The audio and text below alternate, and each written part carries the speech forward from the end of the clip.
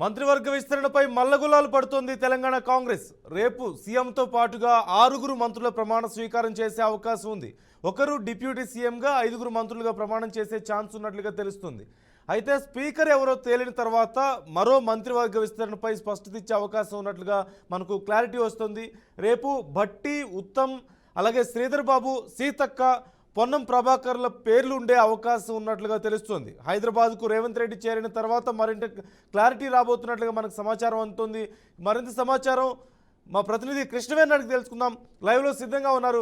కృష్ణవేణి, మొత్తం 6 రేవంత్తో పాటు 6 ప్రమాణ స్వీకారం చేయబోతున్నారు. ఒకరు డిప్యూటీ సీఎంగా, మరొకరు 5 మంత్రులుగా ప్రమాణ స్వీకారం చేయబోతున్నట్లుగా మనకు తెలుస్తోంది. డీటెయిల్స్ ఏంటి?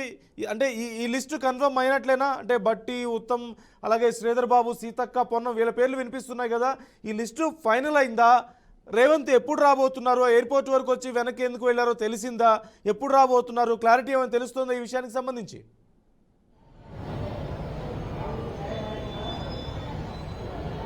నందు కొద్దిసేపటి క్రితమే తెలంగాణ సీఎం రేవంత్ రెడ్డి అయితే తిరిగి తెలంగాణకు వచ్చేందుకు కూడా ఢిల్లీ ఎయిర్పోర్ట్ కు చేరుకోవడం అయింది. అయితే అధిష్టానం పిలుపు మేరకు మళ్లీ తిరిగి వెళ్లడం జరిగింది. ఓవరాల్ గా చూసుకున్నట్లయితే ఖచ్చితంగా రేపు ప్రమాణ స్వీకారం ఉండబోతుంది కాబట్టి ఏఐసీసీ అగ్రనేతలందరూ దీనికి హాజరవుతారు. అయితే రేవంత్ రెడ్డితో పాటు మరొక 6 మంత్రులు కూడా ప్రమాణ స్వీకారం చేస్తారన్న సమాచారం అయితే మనకు అందుతోంది. నిన్నటిదాకా చూసుకున్న మంత్రివర్గానికి సంబంధించి ఖచ్చితంగా విస్తరణ జరుగుతుంది. అక్కడ అందరూ ఢిల్లీలో సీనియర్ నేతలందరూ కూడా అగ్రనేతలతో భేటీ అవ్వడం జరిగింది.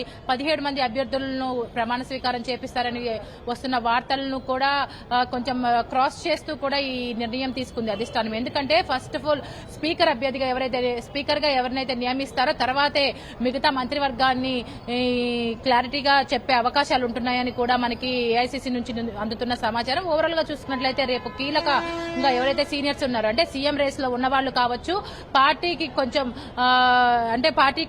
ఇంపార్టెన్స్ ఇచ్చే వాళ్ళు ఎవరైతే ఉన్నారో వాళ్ళైతే రేపు రేవంత్ రెడ్డితో పాటు ప్రమాణ స్వీకారం చేయనున్నారు. ఓవరాల్ గా చూసుకుంటే రేవంత్ రెడ్డి సీఎం గా ప్రమాణ స్వీకారం చేస్తారు. డిప్యూటీ సీఎం గా బట్టి విక్రమార్క ఉండొచ్చు అనేది ఇన్ఫర్మేషన్ అయితే మనకుంది. బట్టి విక్రమార్కతో పాటు ఇటు ఉత్తమ్ కుమార్ రెడ్డి, శ్రీధర్ బాబు, పొన్నం ప్రభాకర్, సీతక్క వీళ్ళు కూడా రేపు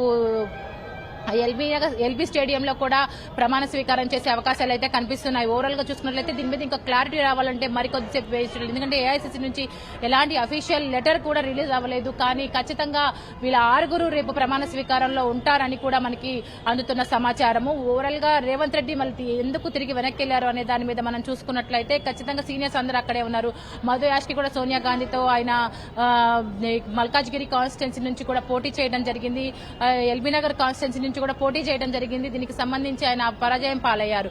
అయితే నెక్స్ట్ స్టెప్ ఏంటి అనే దాని మీద కూడా సీనియర్ నేతలు కొంచెం ఓటమి పాలైన వాళ్ళు కావచ్చు, సీట్లు రాని వాళ్ళు కావచ్చు, ఇటు మంత్రివర్గంలో చోటు దక్కించుకునే ప్రయత్నాలు అయితే చేస్తున్నారు. నెక్స్ట్ ఎమ్మెల్సీ ఎలక్షన్స్ ఉన్నాయి, ఎంపీ ఎలక్షన్స్ ఉన్నాయి. వీటన్నిటికీ సంబంధించి కూడా మల్ల గుల్లాలు పడుతున్న పరిస్థితులు అయితే మనకు కనిపిస్తున్నాయి. సీనియర్స్ అయితే ఒక వర్గం వారిని సపోర్ట్ చేస్తున్నారు. ముందు నుంచి పార్టీలో అధికారంలో ఉన్నా లేకపోయినా పార్టీకి లాయల్ గా ఉండే వాళ్ళకి ఖచ్చితంగా న్యాయం చేయాలని సీనియర్ నేతలు చెప్తూ వస్తున్నారు. రేవంత్ రెడ్డి వర్గానికి సంబంధించి ఖచ్చితంగా పార్టీ కోసం క్షేత్రస్థాయిలో కష్టపడ్డ వారు ఎవరైతే ఉన్నారో, సీట్లను సైతం వదులుకున్న వారు, లాస్ట్ మినిట్ లో సీట్లు ఇచ్చి బీఫామ్ దక్కని వాళ్ళు ఎవరైతే ఉన్నారో, లాస్ట్ మినిట్ లో సీట్లు మార్చిన వాళ్ళకు కూడా న్యాయం జరగాలి అనే వాదనలు అయితే హైకమాండ్ కు వినిపిస్తూ ఉన్నారు. హైకమాండ్ చాలా చాలా ఆలోచిస్తూ కూడా ఆచితూచి అడుగులు వేస్తుందని చెప్పొచ్చు. అన్ని సామాజిక వర్గాలను కలుపుకుంటూ పోతూ అన్ని సామాజిక వర్గాలను సాటిస్ఫై చేసేలాగా కూడా అభ్యర్థులను ఎంపిక చేస్తున్న పరిస్థితి అయితే కనిపిస్తోంది. అంటే ప్రధానంగా ఇప్పటికే భట్టి కానీ, ఉత్తమ్ కానీ ఢిల్లీలోనే ఉన్నారు. ఆల్రెడీ కీలక నాయకులందరితో కూడా భేటీ అవుతున్నారు. మల్లికార్జున ఖర్గేతో అయినా సరే, లేదంటే ఇటు డీకే శివకుమార్తో అయినా సరే, వీళ్ళందరితో భేటీ అయ్యి డిస్కస్ చేస్తున్నట్లుగా మనకు తెలుస్తుంది. మరోవైపు రేవంత్ రెడ్డి కూడా డిస్కస్ చేస్తున్నారు. అంటే కాంగ్రెస్లో ఇంటర్నల్గా ఎవరి వర్గాల వారికి, ఎవరికి ఫాలోవర్స్ వాళ్ళకు ఉన్న నేపథ్యంలో ఇప్పుడు ఎవరి మాట ఫైనల్, అక్కడ ఎవరి మాటని ప్రయారిటీగా చేసుకొని డిసైడ్ చేస్తున్నారు? మంత్రి పదవులు ఎవరికి ఇవ్వాలి, లేదంటే ఏ పదవులు ఎవరికి ఇవ్వాలి అనేది ఏదైనా క్లారిటీ వస్తుందా? ఏ ప్రామాణికంగా వీరు డిసైడ్ చేస్తున్నారు? పూర్తి స్థాయిలో హైకమాండ్ చేతిలోనే ఉంటుందా, లేకపోతే వీరి జస్ట్ ఒపీనియన్స్ని కూడా కన్ఫర్మ్ చేసుకుంటున్నారా?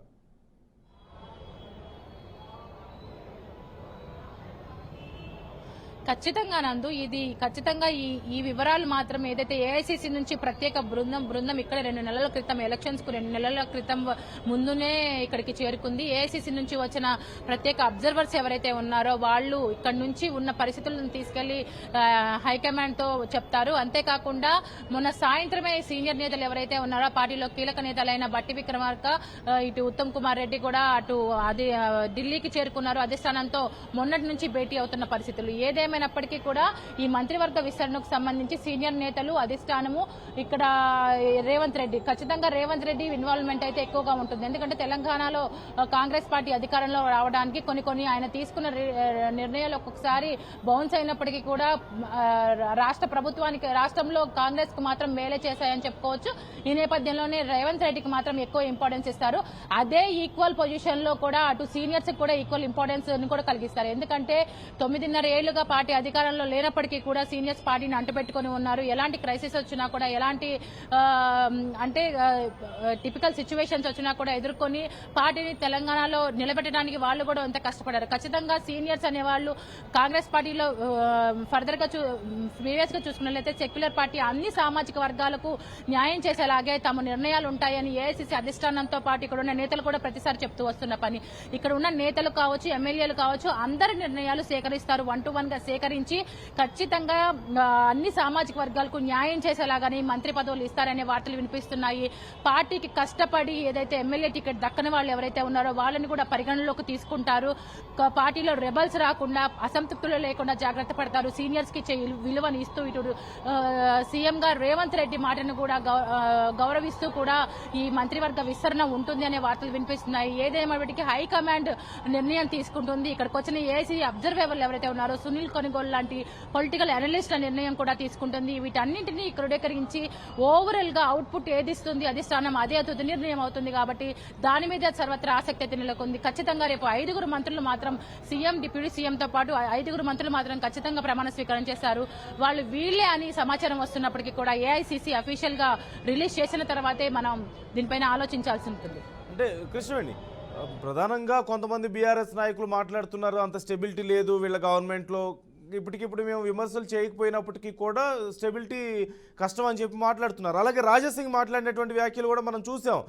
1 yearలో బీజేపీ ప్రభుత్వం వస్తుందని చెప్పి. అంటే సాధ్యాలు ఎంతవరకు ఉన్నాయనేది పక్కన పెడితే అందరూ మాట్లాడే మాట ఏంటంటే స్టెబిలిటీ, కలిసికట్టుగా వీళ్ళు ముందుకెళ్లడం అనేది సాధ్యమయ్యే పని కాదు అనేది అందరి ఒపీనియన్. ఇక్కడ మనం చూస్తే ఓవరాల్గా చూసినట్లయితే వాట్ ఎగ్జాక్ట్లీ హ్యాపెనింగ్ అన్నప్పుడు గ్రౌండ్ లెవెల్లో పరిస్థితి ఏంటి అసలు? అంటే మీరు గాంధీ భవన్లో చూస్తున్నారు పరిస్థితి, కొంతమంది అక్కడ కాంగ్రెస్ నాయకులతో మీరు ఇంటరాక్ట్ అవుతూ ఉండుంటారు.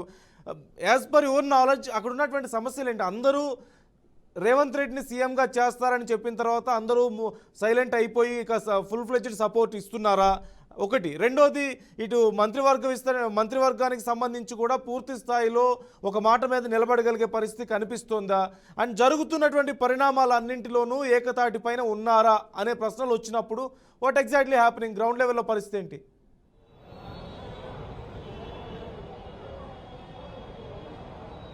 నందు, ఓవరాల్ గా జనరలైజ్డ్ గా చూసుకున్నట్లయితే ఖచ్చితంగా ఏదైతే పార్టీ అధికారంలో ఉంటుందో ప్రతిపక్షాల విమర్శలు అయితే సాధారణంగా ఎదుర్కోవాలి. అది ఏ పార్టీ అయినా ఎవ్వరు దానికి అతీతం కాదు. కానీ కాంగ్రెస్ విషయానికి వచ్చినట్లయితే ఇక్కడ ఉన్న ఎవరైతే పార్టీలో ఉన్న చిన్న నేత దగ్గర నుంచి పెద్ద సీఎం వరకు కూడా భావ స్వేచ్ఛ చేసే అవకాశాలు అయితే ఎక్కువ. అంటే హైకమాండ్ దగ్గరకు వెళ్లి తమ ఒపీనియన్ ని చెప్పుకోవడానికి కొంత వెసులుబాటు ఉంటుంది అని నేతలు ముందు నుంచి చెప్తూ వస్తున్నారు. ఓవరాల్ గా ముందు కాంగ్రెస్ ప్రీవియస్ గా చూసుకున్నట్లయితే ఎలక్షన్స్ ముందు ఖచ్చితంగా వీళ్ళందరూ కలిసిపోతారా, ఎన్నికలలో టికెట్లను కేటాయించే విషయంలో కావచ్చు, రెబల్స్ విషయంలో కావచ్చు, కాంగ్రెస్ పని అయిపోతుంది అని అప్పుడున్న బీఆర్ఎస్ ప్రభుత్వం కాదు బీజేపీ ప్రభుత్వం పెద్ద ఎత్తున కాంగ్రెస్ మీద విమర్శలు చేసింది. కానీ దాన్ని అధిగమిస్తూ ఒక స్టెప్ ముందుకు వేస్తూ పార్టీలో నేతలందరూ సమన్వయం పాటించారు. ఒక సామాజిక వర్గానికి సంబంధించి కావచ్చు, ఒక లీడర్ కి సంబంధించిన గ్రూప్ కి కావచ్చు టికెట్ దక్కినప్పుడు ఇప్పుడు రేవంత్ రెడ్డి కొన్ని పరిస్థితుల్లో కాంప్రమైజ్ అయిన పరిస్థితులు, బట్టి విక్రమార్క కొన్ని పరిస్థితుల్లో కాంప్రమైజ్ అయిన సిచ్యువేషన్స్ ఉన్నాయి, ఇటు ఉత్తమ్ కొన్ని పరిస్థితుల్లో కాంప్రమైజ్ అయిన సిచ్యువేషన్స్ ఉన్నాయి. ఉన్నాయి. తమ నేతలు ఎవరైతే ఉన్నారో తమ బ్యాచ్, తన సామాజిక వర్గం కావచ్చు, తమ కార్యకర్తలు కావచ్చు, తమను నమ్ముకొని ఉన్న పార్టీలో ఉన్న వాళ్ళు కావచ్చు, వాళ్ళందరికీ పార్టీ టికెట్ ఇవ్వలేదు కాబట్టి వేరే వాళ్ళకు టికెట్ వచ్చినప్పుడు ఇప్పుడు లాస్ట్ టైంలో టికెట్లు మార్చిన వాళ్ళు కూడా ఉన్నారు. వీళ్ళందరి విషయంలో నేతలు కావచ్చు, సీనియర్స్ కావచ్చు, రేవంత్ రెడ్డి వర్గం కావచ్చు, బట్టి వర్గం కావచ్చు, కోమటిరెడ్డి వెంకటరెడ్డి వర్గం కావచ్చు, వీళ్ళందరూ ఏదో ఒక పాయింట్ లో కాంప్రమైజ్ అయ్యారు. బికాజ్ ఆఫ్ పార్టీ తెలంగాణలో సర్వే అవ్వాలి, ప్రజాక్షేత్రంలోకి వెళ్ళాలి, ప్రజలకు ఒక నమ్మకాన్ని కలిగించాలి, ప్రజల మన్ననలు పొందాలి. First of all vote bank కోసం వాళ్ళు ఖచ్చితంగా ఇక్కడ కాంప్రమైజ్ అయ్యారు. దాన్ని మనం చూసాం, దాన్ని సక్సెస్ కూడా అయ్యారు. 64 సీట్లను కూడా సంపాదించారు. ఇప్పుడు వాళ్ళు పార్టీ ఎలక్షన్స్ కోసం, ఓట్ల కోసం కష్టపడిన దానికంటే ఇంకొక 2 ఇంతలు కష్టపడాల్సింది ఉంది. బికాజ్ ఆఫ్ ఇప్పుడు గవర్నమెంట్ ని ఫామ్ చేయాలి. నెక్స్ట్ వాళ్ళు ఇచ్చిన గ్యారంటీలు, డిక్లరేషన్స్, 66 హామీలు, ఇవన్నీ ప్రజలకు ఖచ్చితంగా అందించాల్సిన పరిస్థితి. ఈ సమయంలో సీనియర్ నేతలు అఫ్ కోర్స్ వాళ్ళ ఎక్స్పెక్టేషన్స్ ఉంటాయి. బికాస్ చాలా సంవత్సరాల నుంచి పొలిటికల్ గా ఉన్న వాళ్ళు ఉన్నారు, కాంగ్రెస్ ని అంటిపెట్టుకుని ఉన్న వాళ్ళు ఉన్నారు. వాళ్ళు ఎక్స్పెక్ట్ చేయడంలో తప్పేమీ లేదు. వాళ్ళకి అధిష్టానం ఏం చెప్పి బుజ్జగిస్తుంది అనేది ఒక మాట అయితే, ఖచ్చితంగా అధిష్టానం చెప్పేదానికి వాళ్ళు కాంప్రమైజ్ అవ్వచ్చు, అవ్వకపోవచ్చు. కానీ పార్టీ మీద ఉన్న ప్రేమతో కావచ్చు, అధిష్టానం మీద ఉన్న గౌరవంతో కావచ్చు, ఇప్పటి వరకు రేవంత్ రెడ్డికి సీఎం పదవిని అనౌన్స్ చేసిన తర్వాత కూడా మనం ఎలాంటి విమర్శలు చూడలేదు. ఈ నేపథ్యంలోనే మంత్రివర్గానికి సంబంధించి ఖచ్చితంగా సీనియర్స్ పట్టుబట్టే అవకాశం ఉంది. ఎందుకంటే ఒక ప్రెస్టీషియస్ సీఎం పదవి మాత్రం రేవంత్ రెడ్డికి దక్కింది. ఆయన కష్టపడ్డాడు, అధిష్టానం నిర్ణయం తీసుకుంది. దీనిలో సీనియర్స్ ఎలాంటి జోక్యం చేసుకోనప్పటికీ, కాస్త వాళ్ళు అసంతృప్తులుగా ఉన్నప్పటికీ కూడా ఒక అడుగు ముందుకు వేసి కేబినెట్ లో కీలక పదవులను ఆశించడంలో తప్పు లేదు. ఖచ్చితంగా మేము కీలక పదవులను ఆశిస్తాం, మేము సీఎం రేస్ లో ఉన్నాం కాబట్టి ఇంపార్టెంట్ పోర్ట్ఫోలియోస్ ని ఆశించడంలో తప్పే ఉంది అని అనుకుంటున్నారు. ఈ నేపథ్యంలోనే అన్ని సామాజిక వర్గాలకు న్యాయం చేస్తూ వాళ్ళకు పోర్ట్ఫోలియోస్ ని ఎలా ఇవ్వాలనేది అధిష్టానం నిర్ణయిస్తుంది. అది పొలిటికల్ అనలిస్టుల త్రూ కావచ్చు, డీకే శివకుమార్ కావచ్చు, ఇటు సీనియర్ నేతలతో భేటీ కావచ్చు, రేవంత్ రెడ్డితో కావచ్చు, వీళ్ళందరి ఒపీనియన్స్ క్రోడీకరించిన తర్వాతే అధిష్టానం నిర్ణయం తీసుకుంటుంది. కాంగ్రెస్ సెక్యులర్ పార్టీ, అందుకని అందరి ఒపీనియన్స్ తీసుకుంటుంది. ఇక్కడ ఉన్న ఎమ్మెల్యేలతో 1-to-1 అభిప్రాయాలను తీసుకున్న తర్వాతే రేవంత్ రెడ్డిని సీఎం చేసింది. 64 మందికి కాను 44 మంది పైగా రేవంత్ రెడ్డి సీఎం కావాలని చెప్పినప్పటికీ కూడా ఇక్కడ ఉన్న సీనియర్స్ ను పిలిచి మాట్లాడి బుజ్జగిచ్చిన తర్వాత దీన్ని అనౌన్స్ చేసింది. అంటే ఖచ్చితంగా అందరినీ సమన్వయపరిచి వాళ్ళ డెసిషన్ తీసుకున్న తర్వాత ఏ ఇన్ఫర్మేషన్ అయినా ఏఐసీసీ బయటకు వదులుతుంది. మనకున్న ఇంటర్నల్ ఇన్ఫర్మేషన్ ప్రకారం ఖచ్చితంగా సీనియర్స్ తో కూర్చొని రేవంత్ రెడ్డి మాట్లాడి ఉంటాడు. అటు అగ్రనేతలు కూడా సమన్వయపరిచి ఉంటారు. కాకపోతే ఇంపార్టెంట్ పోర్ట్ఫోలియోస్ విషయంలో మాత్రం చిన్న క్లారిటీ అయితే రావాల్సింది ఉంది. Right Krishnaveni, right, thanks for the information. మొత్తం మీద ఖచ్చితంగా కృష్ణవేణి చెప్పినట్లుగా ఇప్పటికైతే అందరూ సైలెంట్గా ఉన్నమాట వాస్తవమే. రేవంత్ రెడ్డిని సీఎంగా ప్రకటించిన సమయంలోనూ, ప్రకటించాలి అంటూ ఎక్కువ మంది మద్దతు తెలిపిన సమయంలోనూ, లేదంటే ఎన్నికల సమయంలో కూడా, ఎన్నికల ప్రచారం విషయంలో ఆయన స్టార్ క్యాంపెయినర్గా తిరుగుతున్నప్పుడు కానీ ఎప్పుడైనా సరే చాలా వరకు ఉన్న పరిస్థితుల్ని తమకు అనుకూలంగా మార్చుకునేందుకు, వీలైనంత బెటర్ బెనిఫిట్ పొందేందుకు ఖచ్చితంగా కాంగ్రెస్లో ఉన్నటువంటి అంతర్గత కలహాలను పక్కన పెట్టి అందరూ ఒక మాట మీద ఉండడానికి ప్రయత్నం చేసిన మాట వాస్తవమే. ఇప్పుడు కూడా అలాగే ఉన్నారు. ఖచ్చితంగా ఇది ఇలాగే కొనసాగే అవకాశం కనిపిస్తోంది. పూర్తి స్థాయిలో అధిష్టానానికి, అలాగే రేవంత్ రెడ్డికి కూడా చాలా వరకు కంట్రోల్ పార్టీ మీద బాగా పెరిగింది అనడంలో మాత్రం ఎలాంటి సందేహం లేదు.